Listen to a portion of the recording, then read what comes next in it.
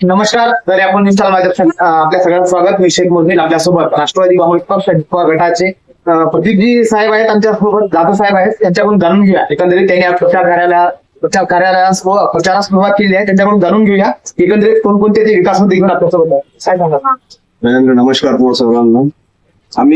मी आणि प्रियंका सिंग ठाकूर, मी आहे अ मध्ये आणि दीदी आहे श मध्ये.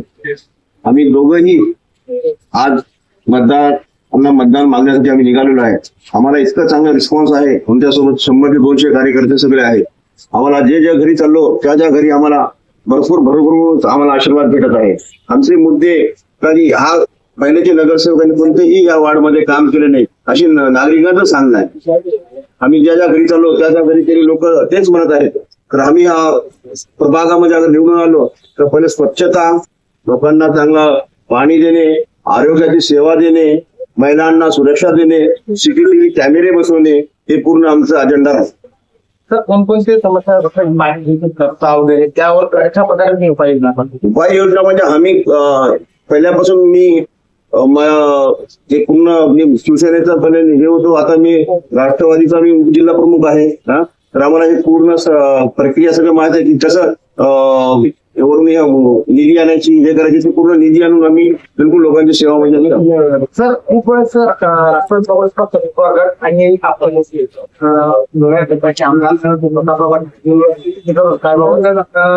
भारतीय जनता पार्टीचे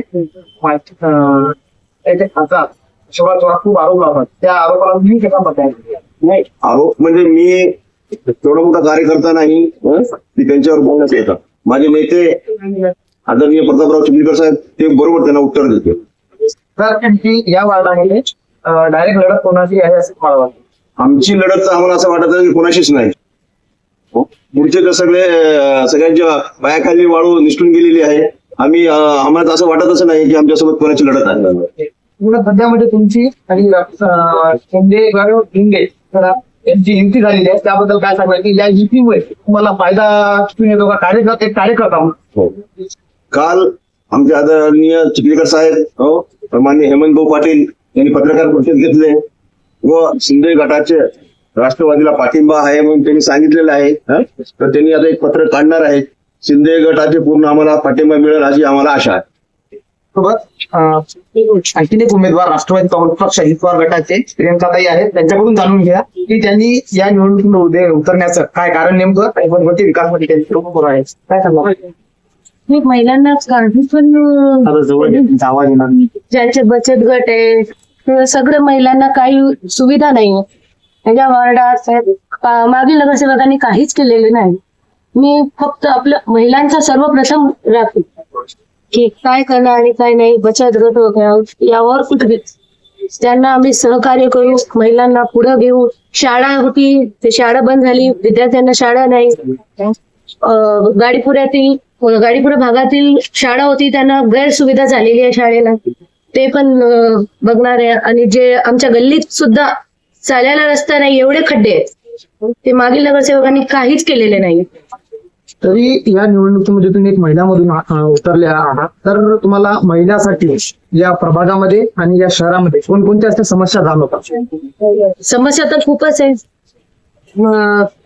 ऑनलाईन सर्व लेडीज रस्त्यावर येत आहे ऑनलाईन म्हणून. ते काम केले नाही, हे काम केले नाही. सर्व जे काही सुविधा जाणून घ्यायचं महिलांकडून आम्ही प्रभागात गेले, त्यांनी आम्हाला जाणून घेतलं की आम्हाला पाणीमुळे एवढे हंडे उलटी इथं जावं लागते, नळ नाही, सांडपाणी येते, गटर फुटून जाते. ते महिलांना येणे जाणे सर्व काहीच नाहीये वार्डात. आतापर्यंत तुम्ही महिला म्हणून आणि महिलांच्या विकासासाठी व महिलांना समोर ठेवून त्यांच्या काढण्यासाठी कोणकोणती अशी कामे केलेली आहेत? मी नाही, माझ्या बाबांनी सर्व काही केले आहेत. माझ्या बाबांनी घरकुलचे कामं केले आहेत. जे बोरिंग वार्डात 10 बोर मारून दिलेले आहेत. ज्या पाणी नाही ज्या लेडीजला सर्व काही करून दिले. घरकुलचे कामे, राशन कार्ड हे सर्व आमच्या घरातून